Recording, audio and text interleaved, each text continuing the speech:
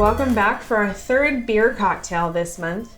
Number 3. This one is actually featuring a really interesting concept that came up on a podcast interview that Chris did recently. Yeah, absolutely. So I interviewed a couple of beer cocktail experts, and they all had something similar to say. They had a lot of great insight, each one of them, but they both kind of hit on one thing, and that was reducing beer to kind of exaggerate the flavors of it and then turning it into a syrup. So today's cocktail is going to be all about that. Stay tuned. It's going to be good.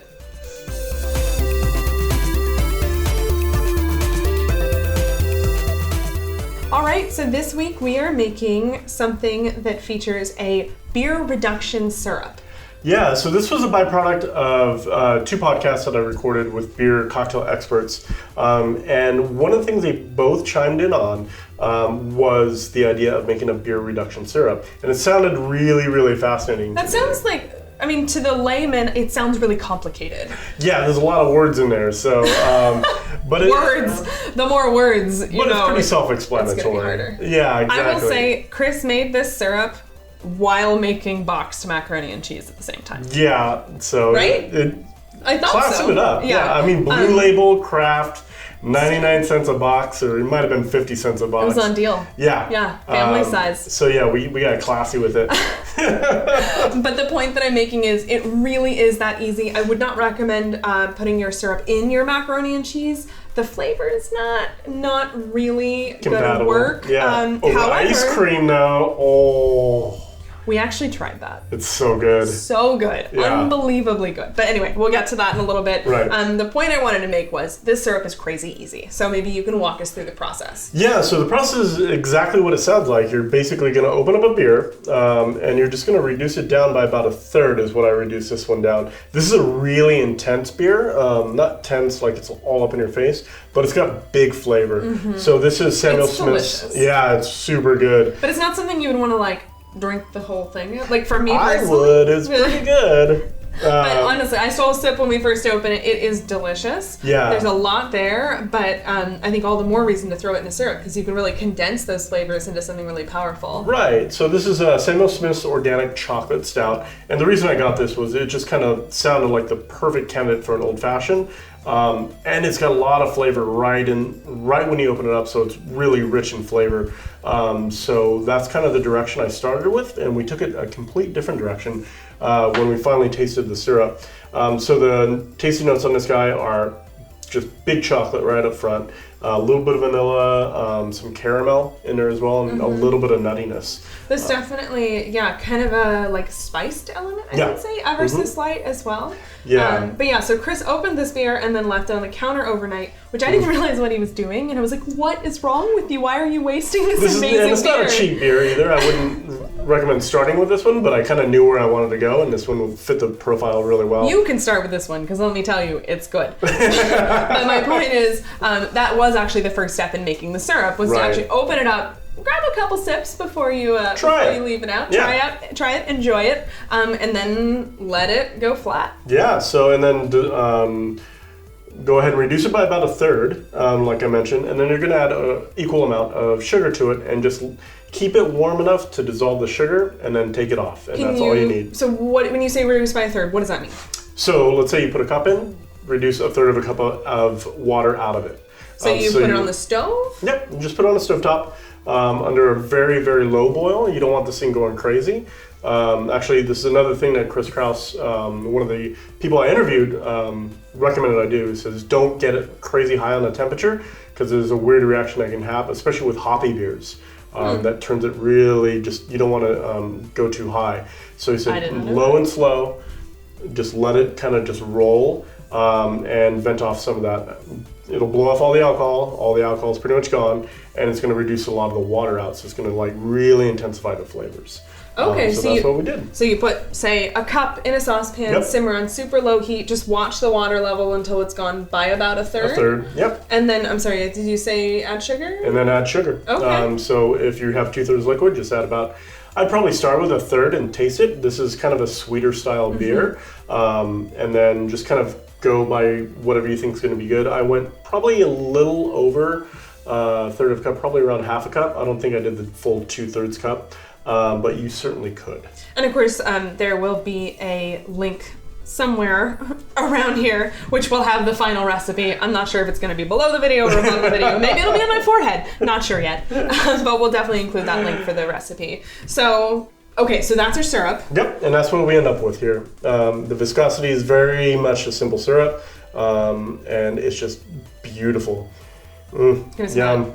And you can still smell it. It smells like beer still, but it's got this sweetness and richness to it that's just... There's a little bit of like a root beer element to it. Oh, absolutely. Yeah, absolutely.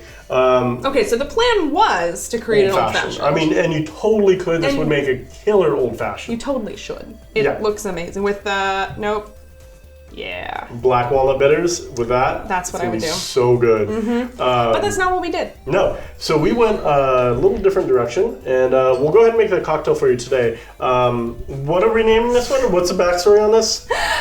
So you can go ahead and say it, and I'll go ahead and start mixing the cocktail. Perfect. How's that? And then we'll give you the ingredients and the directions in the comments, or maybe we'll summarize it afterwards too. There'll be a link to the instructions for sure. And hopefully they'll be on the screen as well. But that being said, the story is that I was stuck watching Blippi on YouTube with our 2 toddlers, and I basically turned to Chris and said, hey, you know that syrup that you're making? I'm gonna need some of that, and I'm gonna need it fast. Yep, that's literally what happened. And so Chris had kind of a little bit of a trial by fire here with this syrup, and I didn't really give him much time. It was a desperate moment for me. Right. I really needed a cocktail, so he made it happen, and I love that he immediately went for this green chartreuse. I feel like of all the people in the world who are going to choose ingredients, Chris is the very first one to grab chartreuse, and I respect that.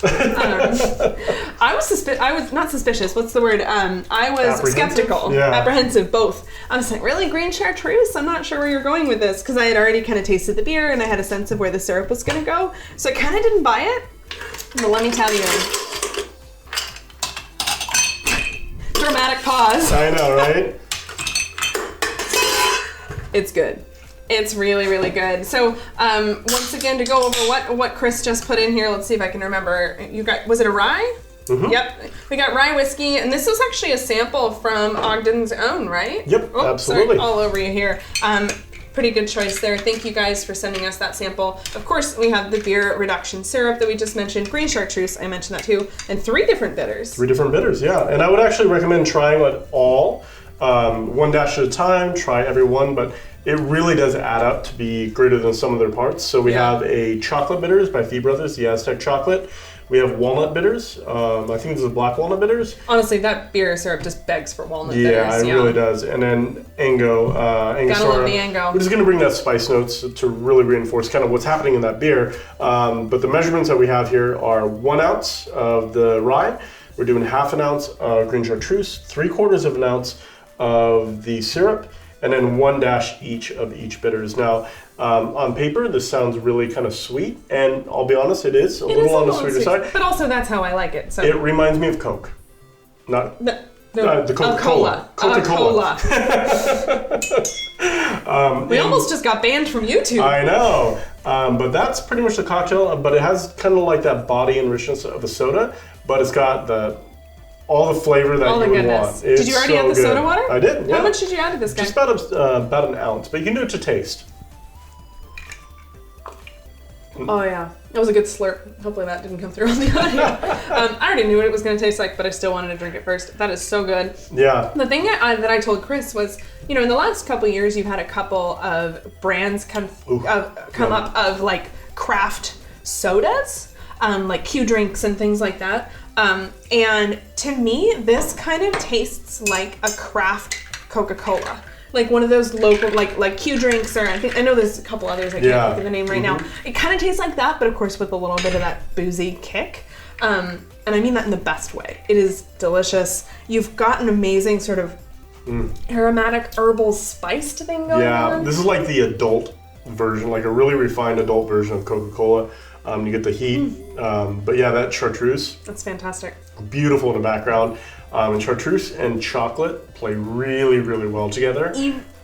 even though it sounds weird. I'm telling you, try it. I was skeptical too. It really does work. And the other thing I wanted to mention was the reason we didn't make that old fashioned. I mean, of course, that's where Chris immediately went, but I didn't feel like something super boozy. And so I asked him for something a little bit lighter than that. And I love this choice because in a way, it's not too far off an old fashioned. Right. And then you add that soda water and it lightens it up, it brightens it up, it makes it a lot sort of brighter, and I think it changes the cocktail a lot, and I think it was a good choice. Yeah, and so actually you may have seen I added about 1 more ounce to it just to kind of thin it out. Since you have so much of that sugar, you really need to kind of lift it up a little bit. So the soda water does a really, really good job with that. And you can do that to taste, of course. You can add as much or as little as you want to. If you want to keep it old-fashioned style, it's going to be a little hot because chartreuse is 55%, and I think this stuff is pretty high up there too. For a good cause. So you're going to have to balance and really watch your dilution on that one. But overall, I'm super excited about this cocktail. Now, we don't have a garnish on this just because of where we're at in this time with all the craziness happening out there. So I want to keep it super simple, but we talked about... You could garnish. I could see orange peel, lemon peel. Orange peel, lemon peel, kind of lift it up even more. Add a nice layer of complexity to it as well. So that could be a really good way to go. Definitely. And last, but definitely not least, the name. So this one's actually inspired by our Facebook group. If you're not in the Facebook group, you should be. I posted this cocktail and somebody commented and said that we should name it the Excavator after probably Blippi's most stick-in-your-head song, the Excavator song. Right. So we're going to call this one the Excavator. There you go. Inspired by Blippi. I'll have to tag him. See if he notices it. Now, one other thing we could do with this particular cocktail, which I'd be super interested in, is if you've ever had a New York cream soda. I know I've made one for you way in back. The past. That's a throwback. But this is a really classic soda fountain style soda. So adding a little bit of cream to this or milk, I could see that. It's going to be a home run. It's going to be so good. So I may actually try that after this. Yeah, we didn't bring any milk, otherwise we'd do it live. Right, but, absolutely. No, I could definitely see that working, and definitely let us know if you give that a try. I would love to know your thoughts on that. So I think that's a wrap. This is a good one. I think it's a delicious choice. If you're not already in the Facebook group, definitely come join us over at, probably the quickest link is abarabove.com/craftcocktailclub.